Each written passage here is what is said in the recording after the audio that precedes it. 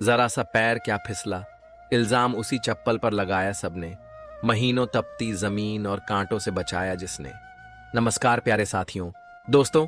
आज की कहानी एक सेठ की है जिसके पास धन संपत्ति होने के बाद भी उसने अपने जीवन में कुछ ऐसी गलतियां की जिससे उसका सुखी और आनंदमय जीवन कष्टों से भर गया। साथियों, कहानी बहुत ही प्रेरणादायक और रोचक है, इसलिए आप सभी अंत तक इस कहानी को जरूर सुने। और तो बहुत समय पहले की बात है, रघुपुरा नामक किसी नगर में रामगोपाल नाम के एक धनवान सेठ रहते थे। ईश्वर की कृपा से उनका घर हर एक सुख सुविधा से संपन्न था। उनका 10 वर्ष का एक पुत्र था जिसका नाम मोहन था। मित्रों, मोहन के जन्म के वक्त ही सेठ की पत्नी का देहांत हो गया था। अपने पुत्र के ही सहारे सेठ रामगोपाल अपने जीवन को गुजार रहे थे। मोहन नाम का जो उनका बेटा था, सेठ उससे बहुत प्रेम करते थे और उसकी भलाई के लिए हमेशा चिंतित रहते थे। उसी नगर में सेठ रामगोपाल की एक दुकान थी जो उनकी धन संपत्ति का मुख्य स्रोत थी। दुकान पर एक नौकर भी काम करता था। वह नौकर उनकी दुकान पर रहकर उनका हाथ बटाता था। एक दिन की बात है, सेठ रामगोपाल अपनी दुकान पर बैठे हुए था। कुछ लोग भी सेठ की दुकान पर बैठे हुए थे। तभी वहां सेठ का लड़का रोता हुआ आता है और रोते रोते वह लड़का अपने पिता से कहता है, पिताजी, पिताजी, मुझे बहुत अधिक चोट लगी है।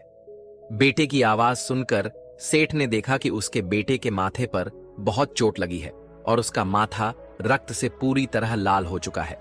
बेटे के मस्तक पर गंभीर चोट देखकर सेठ एकदम व्याकुल हो जाते हैं। और व्याकुल क्यों ना हो, आखिर वह एक पिता थे। बेटे को गंभीर रूप से घायल देखकर सेठ ने फौरन उसे गोद में उठाया और दुकान को नौकर के हवाले छोड़कर सेठ अपने बेटे को गोद में उठाकर पैदल ही डॉक्टर के पास भाग खड़े हुए। सेठ की दुकान से डॉक्टर की दुकान की दूरी लगभग 4 किलोमीटर की थी। सेठ बेटे को गोद में लेकर भागता भागता उस 4 किलोमीटर की दूरी तय करके डॉक्टर के पास पहुंचा। डॉक्टर उस समय अपने कक्ष में आराम कर रहे थे। सेठ ने बेटे को चेयर पर बैठाया और सीधा डॉक्टर के कमरे में घुस गया। फिर हांफते हुए डॉक्टर से बोला, डॉक्टर साहब, मेरे बेटे को जल्दी देख लो। मेरे बेटे के माथे में बहुत गंभीर चोट लगी है। मित्रों, वह डॉक्टर सेठ से बहुत ही भली भांति परिचित थे। सेठ की दुकान पर अक्सर डॉक्टर साहब घरेलू सामान खरीदने के लिए आते जाते रहते थे। डॉक्टर ने जब सेठ को अत्यंत व्याकुल देखा तो डॉक्टर एकदम से खड़ा हो गया और सेठ से बोला, अरे सेठ जी, क्या बात है? आप इतने घबराए हुए क्यों हैं? आपका पूरा बदन पसीने से भीगा हुआ है। क्या कोई अनहोनी हो गई? सेठ अपनी लड़खड़ाई हुई जुबान से सारी बात डॉक्टर को बताता है और कहता है, डॉक्टर साहब, मेरे बेटे को बहुत गंभीर चोट लगी है। कृपया जल्दी चलकर आप उसे देख लो। उसका काफी रक्त बह चुका है। डॉक्टर यह सुनकर तुरंत सेठ के साथ चल देता है और सेठ के घायल बेटे के पास पहुंचा। डॉक्टर ने सेठ के बेटे के जख्म को देखा तो सेठ को धैर्य बंधाया और कहा, परेशान होने की कोई बात नहीं है, चोट मामूली सी है। गिरने की वजह से माथे में थोड़ा घाव हो गया है। मैं इसका उपचार किए देता हूं, आपका बेटा जल्दी ही ठीक हो जाएगा। सेठ को अब भी बेचैनी बनी हुई थी। सेठ बार बार डॉक्टर से कहते हैं, डॉक्टर साहब, जरा ढंग से देखिए, बच्चे के मस्तक से काफी रक्त बह चुका है। डॉक्टर बोला, सेठ जी, आप खामखा परेशान होते हैं। मैं मरहम पट्टी की दे रहा हूं, आपका बेटा जल्दी ठीक हो जाएगा। परेशान होने की कोई बात नहीं है। सेठ बोला, डॉक्टर साहब, आप पैसों की चिंता बिल्कुल मत कीजिए। चाहे कितनी ही महंगी दवाएं आए, मैं उन्हें ले लूंगा। चाहे मेरी सारी संपत्ति बिककर बेटे के इलाज में लग जाए, लेकिन मेरा बच्चा ठीक हो जाना चाहिए। आप जरा महंगी महंगी दवाइयां लिखिए ताकि मेरा बेटा जल्दी से जल्दी ठीक हो सके। डॉक्टर ने फिर कहा, सेठ जी, आप परेशान मत होइए, आपका बच्चा जल्दी से जल्दी ठीक हो जाएगा और फिर से पहले की तरह खेलने कूदने लगेगा। डॉक्टर ने सेठ के बच्चे का उपचार शुरू कर दिया। उसके घाव को साफ करके उस पर मरहम पट्टी कर दी और कुछ दवाइयां लिखकर दे दी। उसके बाद डॉक्टर ने सेठ से कहा, सेठ जी, अब आप अपने बच्चे को घर ले जा सकते हैं। सेठ बार बार भगवान से प्रार्थना करते हुए अपने बच्चे को लेकर घर आ गया। इधर जब शाम को दुकान बंद करके सेठ का नौकर सेठ के घर पहुंचा तो उसने देखा कि सेठ का बेटा सो रहा है और सेठ अपने बेटे के पास बैठकर बड़े ही प्यार से उसके हाथ पैर दबा रहे थे। एक पिता का बेटे के प्रति इतना प्रेम देखकर नौकर की आंखें नम हो गईं। सोचने लगा, हे परमात्मा, ऐसा पिता हर किसी को प्राप्त हो। इधर जब नौकर सेठ के पास पहुंचा तो नौकर ने देखा कि सेठ के कुर्ते पर खून के दाग लगे हुए थे। नौकर ने सेठ से कहा, मालिक, आपके कुर्ते पर खून के दाग लगे हैं। आप एक काम करें, इसे उतार कर मुझे दे दीजिए, मैं इसे धोकर साफ कर दूंगा। यदि इन दागों को साफ नहीं किया गया तो ये कभी नहीं जाएंगे और आपका इतना महंगा कुर्ता खराब हो जाएगा। साथियों, अपने नौकर की यह बात सुनकर सेठ बोला, भाई, मेरा कुर्ता मेरे बेटे से अधिक कीमती नहीं है। तुम मेरे कुर्ते की चिंता मत करो और जल्दी से बाजार जाओ। मेरे बेटे के लिए काजू, बादाम और मेवा मिष्ठान लेकर आओ। मुझे अपने बेटे को काजू बादाम पीसकर खिलाने हैं ताकि वह जल्दी से जल्दी स्वस्थ हो सके। इसके शरीर से बहुत सारा रक्त बह चुका है। मुझे इसे हर रोज पौष्टिक चीजें खिलानी हैं ताकि उसके रक्त की पूर्ति हो सके। नौकर ने सेठ की बात मानी और बाजार से फलों का रस और मेवा मिष्ठान लेकर आया। सेठ जी अपने पुत्र की मां की तरह सेवा कर रहे थे। वह उसे फलों का रस पिलाते, दूध में काजू बादाम डालकर खिलाते। धीरे धीरे सेठ के बेटे के जख्म ठीक होने लगे। सेठ पूरे दिन अपने बेटे के पास रहते थे, उसे एक पल के लिए भी अकेला नहीं छोड़ते थे। जब उनके पुत्र का जख्म पूरी तरह से भर गया तब सेठ को संतुष्टि मिली। उसके बाद सेठ ने अपनी दुकान पर जाना शुरू किया। जब तक वह ठीक नहीं हो गया तब तक वह एक भी दिन दुकान पर नहीं गए थे। उन्हें सदैव अपने पुत्र की चिंता लगी रहती थी। धीरे धीरे वक्त बीता और सेठ का पुत्र बड़ा हो गया। जब वह शादी योग्य हो गया तो सेठ ने बड़ी धूमधाम से एक पढ़ी लिखी लड़की के साथ उसका विवाह कर दिया। सेठ की बहू घर में आ जाती है। अब तो सेठ की जिंदगी अपने बहू बेटों के साथ बड़े आनंद से कटने लगती है। शुरुआत में बहू ने अपने पति और ससुर की बहुत अच्छे से सेवा की, उनका ख्याल रखा, लेकिन जैसे जैसे वक्त बीता बहू का व्यवहार बदलने लगा। वह सेठ के साथ दिन प्रतिदिन बुरा व्यवहार करने लगी। सेठ भी बहू के व्यवहार को समझ रहे थे, लेकिन इस बात की चर्चा कभी किसी से नहीं करते थे और ना ही अपनी बहू के प्रति उनके मन में कोई नाराजगी आई। वह सोचते थे, कोई बात नहीं, अभी वह नासमझ है, जब जिम्मेदारी आएगी तब सब कुछ समझने लगेगी। सेठ को लगता था कि उनका बेटा और बहू ही तो हैं जो बुढ़ापे में उनका सहारा बनेंगे। अभी वह ठीक ठाक और स्वस्थ हैं तो उन्हें क्या जरूरत कि वह अपनी बहू और बेटे पर बोझ बने। यही सोचकर सेठ हरदम खुश रहते थे। वह कभी अपनी बहू और बेटे से किसी बात का गिला शिकवा नहीं करते थे। धीरे धीरे समय के साथ सेठ बूढ़ा हो गया। मित्रों, चाहे कोई कितना भी सामर्थ्यवान क्यों ना हो, बुढ़ापे में उसे किसी ना किसी के सहारे की जरूरत पड़ती है। हर व्यक्ति एक दिन इस अवस्था को स्वीकार करता है। समय के साथ सेठ पर बुढ़ापा आ गया और साथ ही उसकी दुकान भी दिन प्रतिदिन बढ़ने लगी। अब तो उसकी दुकान एक बड़े शोरूम में बदल गई और पूरे शहर में सेठ का शोरूम प्रसिद्ध हो गया। आए दिन उनके शोरूम पर ग्राहकों की भीड़ लगी रहती थी। अब वह शोरूम सेठ के बेटे ने संभाल लिया था।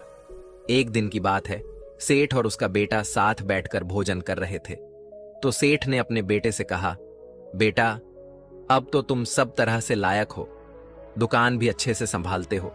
मैं अब बूढ़ा हो चुका हूं, मुझसे अब कोई काम नहीं होगा। इसीलिए मैंने सोचा है कि क्यों ना अब सारी संपत्ति तुम्हारे नाम कर दूं और घर की तिजोरी की चाबी बहू को सौंप दूं। सेठ का यह प्रस्ताव उसके बहू और बेटों को बहुत अच्छा लगा। वे मन ही मन बहुत प्रसन्न हो गए। अगले दिन सेठ ने अपनी सारी संपत्ति अपने बेटे के नाम करवा दी और घर के तिजोरी की चाबी बहू को सौंप दी और कहा, बहू, अब तुम पूरी तरह से घर की मालकिन बन गई हो और अच्छे से घर को चलाओ। मुझे क्या चाहिए, बस मुझे समय से भोजन पानी देना और मेरी देखभाल करना। पिता की सारी संपत्ति बेटों की ही होती है। सेठ की बहू और बेटे ने सेठ से कहा, पिताजी, आप चिंता मत करिए, हमारे होते हुए आपको कोई कष्ट नहीं हो सकता। हम दोनों आपकी अच्छे से देखभाल करेंगे। सेठ की बहू मन ही मन बड़ी प्रसन्न होती है कि चलो, अब अपनी मनमर्जी से खर्च कर सकूंगी, जैसे चाहूं वैसे कपड़े पहन सकूंगी, जो इच्छा होगी वह खा सकूंगी और जो मन होगा वह खरीद सकूंगी। साथियों, सेठ अपनी सारी जायदाद बेटे के नाम करने के बाद अगले दिन अपने नौकर के साथ अपनी दुकान पर जा रहे थे। तब रास्ते में सेठ के नौकर ने सेठ से पूछा, सेठ जी, क्या आप कहीं तीर्थ करने जा रहे हो? सेठ ने कहा, नहीं। नौकर बोला, फिर आपने अभी से अपनी सारी जायदाद बेटे के नाम क्यों कर दी? सेठ बोला, अरे भाई, इसमें क्या दिक्कत है? आज नहीं तो कल वैसे भी मेरी सारी संपत्ति मेरे बहू और बेटों को ही मिलनी थी, तो वह मैंने अभी से दे दी। क्या हर्ज है? बस वे दोनों प्रसन्न रहने चाहिए, क्योंकि जब वे प्रसन्न रहेंगे तो मेरी भी अच्छे से देखभाल करेंगे।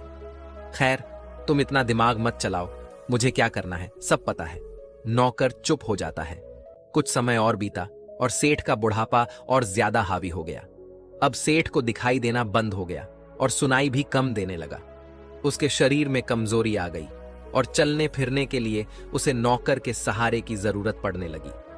सेठ अब अपने नौकर के सहारे चलकर दुकान पर जाता था और अपने बेटे के काम में हाथ बटाता था। धीरे धीरे उसके बुढ़ापे के शरीर को रोगों ने घेर लिया और वह बीमार होकर चारपाई पकड़ लेता है। बिना सहारे के अब उससे उठा भी नहीं जाता था।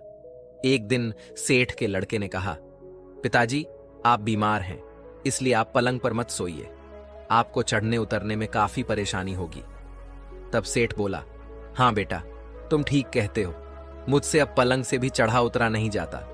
दोस्तों, सेठ के लड़के ने क्या किया कि उसने अपने पिता का बिस्तर जमीन पर लगा दिया। अब वह बूढ़ा पिता दिन भर जमीन पर पड़ा रहता था और उसका लड़का दुकान पर चला जाता था। सेठ की बहू पूरे दिन अपने काम में मस्त रहती थी, कभी बाजार घूमना, कभी सहेलियों से गप्पे मारना। वह अपने काम में इतनी मस्त रहती थी कि अपने ससुर को भोजन पानी की भी नहीं पूछती थी। वह बेचारा अपने बिस्तर पर ही पड़ा पड़ा आवाज लगाता रहता था। सेठ का लड़का और बहू अपनी अपनी दुनिया में मग्न थे। बूढ़े पिता की तो उन्हें बिल्कुल ही चिंता नहीं थी। सेठ का बेटा पूरे दिन दुकान पर रहता और शाम को जब घर पर आता तो अपनी पत्नी के साथ शहर में टहलने और खाने पीने के लिए चला जाता। उसकी पत्नी ने घर पर भोजन बनाना कम कर दिया था।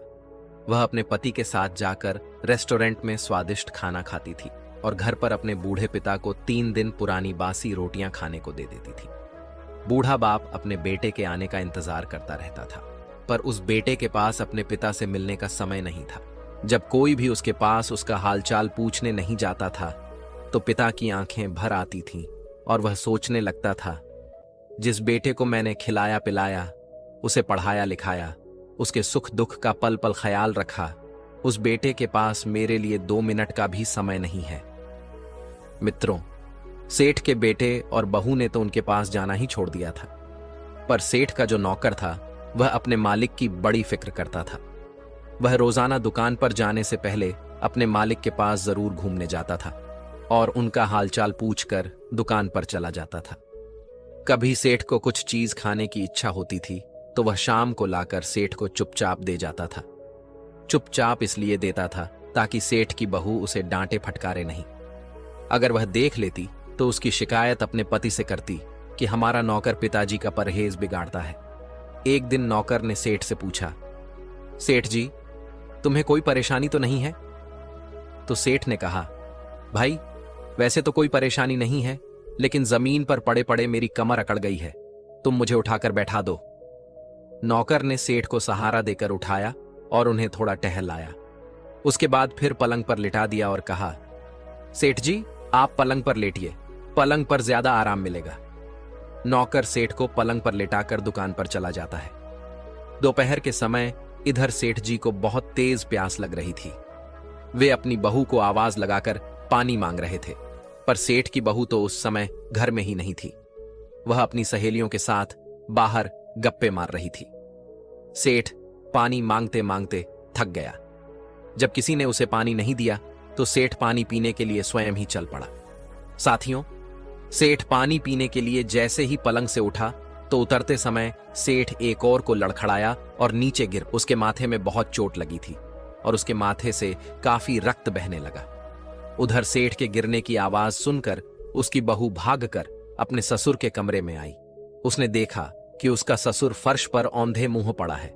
उसने अपने ससुर को तो उठाया नहीं, उल्टा उन पर बड़बड़ाने लगी, बुढ़ा गिर गया, अब ठीक रहा, मर जाता तो अच्छा होता, जमीन पर लिटा दिया था तो इससे लेटा नहीं गया, तब तो इसकी कमर जकड़ गई थी, अब गिर गया, अब ठीक रहा। उसने फोन करके अपने पति को यह बात बताई। आपके पिताजी पलंग से नीचे गिर गए हैं, उनको चोट लग गई है, उनके माथे में चोट लगी है, रक्त बह रहा है। सेठ के लड़के ने सुना तो उसने तुरंत अपने नौकर से कहा, काका जी जल्दी घर जाइए, पिताजी पलंग से नीचे गिर गए हैं, आप उन्हें लेकर जल्दी अस्पताल पहुंचिए, मैं दुकान बंद करके अस्पताल पहुंच जाऊंगा। नौकर भागा भागा घर पहुंचा। उसने जाकर देखा तो सेठ अभी भी उसी स्थान पर औंधे मुंह पड़े थे। सेठ की बहू ने उन्हें छुआ तक नहीं था। नौकर ने अपने मालिक को जैसे तैसे उठाया और अस्पताल ले गया। हालांकि नौकर भी काफी बूढ़ा हो चुका था, फिर भी वह हिम्मत बांधकर उन्हें ले गया। मित्रों, इधर सेठ की बहू ने देखा कि सेठ जिस कालीन पर गिरा था वह कालीन रक्त से लाल हो गई थी, तो वह मुंह बनाती हुई बोली, बुढ़े ने इतनी कीमती कालीन खराब कर दी। बूढ़ा नौकर अपने मालिक को कंधे पर डालकर अस्पताल ले गया। अस्पताल ले जाकर सेठ को दीवार के पास एक कुर्सी पर बैठा दिया और सेठ के बेटे को इधर उधर देखने लगा, पर सेठ का लड़का कहीं भी नजर नहीं आया। तब नौकर ने उसे फोन लगाया और कहा, आप कहां हो? आपके पिताजी को काफी चोट लगी है, जल्दी अस्पताल आइए। तब सेठ का लड़का उधर से कहता है, काका आप पिताजी को दिखाइए, अभी दुकान पर कुछ ग्राहक खड़े हैं, उन्हें निपटाकर और घर पर एक नई कालीन पहुंचाकर अभी अस्पताल पहुंचता हूं। नौकर अस्पताल के बाहर बैठकर उसके आने का इंतजार करने लगा। सोचने लगा कि एक दिन वह भी था जब सेठ के बेटे को चोट लगी थी तो हमारे मालिक उसे पैदल ही अस्पताल लेकर भाग आए थे। आधे घंटे की दूरी तब उस समय उन्होंने 10 मिनट में तय की थी, लेकिन यह लड़का गाड़ी से है, फिर भी 1 घंटे में अस्पताल नहीं पहुंचा। क्या जमाना आ गया है। लगभग 1-1.5 घंटे बाद सेठ का लड़का अस्पताल आता है और तब उसने अपने पिता को डॉक्टर को दिखाया। डॉक्टर ने जब सेठ का जख्म देखा तो कहने लगा, अरे भाई, इन्हें तो बहुत चोट लगी है, इन्हें अस्पताल में भर्ती करना पड़ेगा। साथियों, डॉक्टर की बात सुनकर सेठ का लड़का बोला, अरे डॉक्टर साहब, आप इन्हें भर्ती मत करिए, ऐसे ही इनके घाव पर मलहम पट्टी करके दवाइयां दे दीजिए। अगर इन्हें भर्ती कर लिया तो मुझे इनके साथ अस्पताल में रहना पड़ेगा और उस वजह से मैं अपनी दुकान भी ठीक से नहीं खोल पाऊंगा और घर भी नहीं पहुंच पाऊंगा। मेरी पत्नी मेरे बिना नहीं रह पाती है, आप इन्हें भर्ती ना करके ऐसे ही दवाइयां दे दीजिए। डॉक्टर ने कहा, ठीक है, मैं इनकी मरहम पट्टी करके कुछ दवाइयां लिख देता हूं। दवाइयां थोड़ी महंगी जरूर आएंगी, पर आपके पिता जल्दी ठीक हो जाएंगे। डॉक्टर की बात सुनकर लड़का बोला, अरे डॉक्टर साहब, इतनी महंगी दवाई लिखने की क्या जरूरत है, दवाइयां थोड़ी सस्ती लिख दीजिए। 4-5 दिन की जगह ठीक होने में इन्हें 10-12 दिन लग जाएंगे। कौन सा इनके बिना कोई काम रुकता है, पूरे दिन तो वैसे भी पड़े ही रहते हैं। आप सस्ती दवाइयां लिखिए, पड़े पड़े आराम से यह खाते रहेंगे। वह डॉक्टर उन सेठ जी को और उस लड़के को अच्छी तरह से पहचानता था। सेठ के बेटे की बात सुनकर डॉक्टर और उस नौकर की आंखों में आंसू आ गए। डॉक्टर सेठ के लड़के को अपने कमरे में बुलाकर ले गया और कहने लगा, वाह बेटा, तुमने अपने पुत्र होने का मूल चुका दिया है। तुम्हारे जैसे बेटे इस धरती पर बोझ के रूप में होते हैं। एक दिन वह था जब तुम छोटे थे और तुम्हें छोटी सी चोट लगी थी, तो तुम्हारे पिता तुम्हारी उस चोट को देखकर व्याकुल हो गए थे। वह हफ्ते हफ्ते मेरे पास आए थे। उन्होंने मुझसे कहा था, डॉक्टर साहब, आप महंगी से महंगी दवाई लिखिए, चाहे मेरी सारी संपत्ति बिककर बेटे के इलाज में लग जाए, पर मेरा बेटा जल्दी ठीक हो जाना चाहिए। और एक तुम हो जो अपने पिता के लिए सस्ती दवाइयां लिखवाने की डिमांड कर रहे हो। तुम कैसे बेटे हो? मित्रों, डॉक्टर की बात सुनकर सेठ का लड़का हैरान हो गया। तब नौकर सेठ के लड़के से बोला, हे बेटा, तुम्हें कुछ नहीं पता कि सेठ ने तुम्हें कैसे पाला है, कैसे इतना बड़ा किया है। तुम्हें जन्म देने के बाद तुम्हारी मां स्वर्ग से धार गई थी। तब तुम्हारे इन्हीं पिता ने तुम्हारा मां की तरह पालन पोषण किया। तुम्हारी खुशी के लिए उन्होंने अपना दूसरा विवाह तक नहीं किया। तुम जब परेशान हो जाते थे तो तुम्हारे पिता तुम्हारे साथ साए की तरह बने रहते थे। जब तुम 10 वर्ष के थे तो एक दिन तुम्हारे मस्तक में चोट लग गई थी। तब तुम्हारे पिता दुकान को खुला छोड़कर तुम्हें लेकर डॉक्टर के पास भागे भागे था और आधे घंटे की दूरी 10 मिनट में तय करके वे तुम्हें डॉक्टर के पास ले गए। तुम्हें यहां तक आने में 1.5 घंटा लग चुका है। तुम्हारे रक्त से उनका कुर्ता लाल हो गया था। जब मैंने उनसे कुर्ता साफ करने को कहा तो उन्होंने मुझसे कहा था, ये कुर्ता मेरे बेटे से ज्यादा कीमती नहीं है। यही तुम्हारे पिता जब तक तुम ठीक ना हो गए तब तक तुम्हें छोड़कर दुकान पर भी नहीं गए थे। और एक तुम हो जिसे अपने पिता की जरा भी परवाह नहीं है। तुम अपने पिता की जिम्मेदारियों से भाग रहे हो। तुम्हारे अंदर तो मानवता भी नहीं है। धिक्कार है तुम्हारी जैसी औलाद को। भगवान ऐसी औलाद किसी को भी ना दे। अपने नौकर और डॉक्टर की बात सुनकर सेठ का लड़का भावुक हो गया और रोने लगा। उसकी आत्मा उसे धिक्कारने लगी और वह तुरंत उनके पैरों में गिरकर क्षमा मांगने लगा। कहने लगा, डॉक्टर साहब, आपने मेरी आंखें खोल दी। मैंने अपने पिता के कर्ज को भुला दिया था। मैं अपनी स्त्री के प्यार में पड़कर अपने देवता समान पिता को भूल गया, जिन्होंने मुझे खुश रखने के लिए अपने सुखों का त्याग कर दिया। उन्हीं पिता को मैंने पराया करके उनके साथ बुरा बर्ताव किया है। मैं अपने किए पर बड़ा शर्मिंदा हूं। मुझे क्षमा कर दो। डॉक्टर साहब ने कहा, बेटे, मुझसे क्षमा मांगने से अच्छा है कि आप अपने पिता से क्षमा मांगो। साथियों, उसके बाद वह अपने पिता के पास गया और उनके चरण पकड़कर क्षमा मांगने लगा। डॉक्टर से कहकर उसने अपने पिता को अस्पताल में भर्ती करा दिया और उनके पास रहकर उनकी देखभाल करने लगा। अच्छे से अच्छे अपने पिता का इलाज कराया। पिता ने देखा कि उनका बेटा अब पूरी तरह से सुधर गया है, उसके अंदर संस्कार आ चुके हैं, तो वह बूढ़ा पिता भी बड़ा प्रसन्न हुआ और अपने बेटे को गले से लगाकर बोला, बेटा, तुम देर आए दुरुस्त आए। तुमने अपने आप को बुढ़ापे के कष्टों से बचा लिया है, क्योंकि जो बुढ़ापा आज मुझ पर है कल तुम पर भी आएगा। जब आपके बहू बेटा आपके साथ इसी तरह का व्यवहार करें तब आपको कितना दुख होगा। इसलिए बेटा, कभी अपने कर्तव्य से, अपने पुत्र धर्म से विमुख नहीं होना चाहिए। मनुष्य को अपने पुत्र पुत्रियों से यही उम्मीद रहती है कि बुढ़ापे में भी उनका सहारा बने। बचपन में पिता पुत्र को पालता है और बुढ़ापे में पुत्र पिता को पालता है। यही हमारा धर्म है।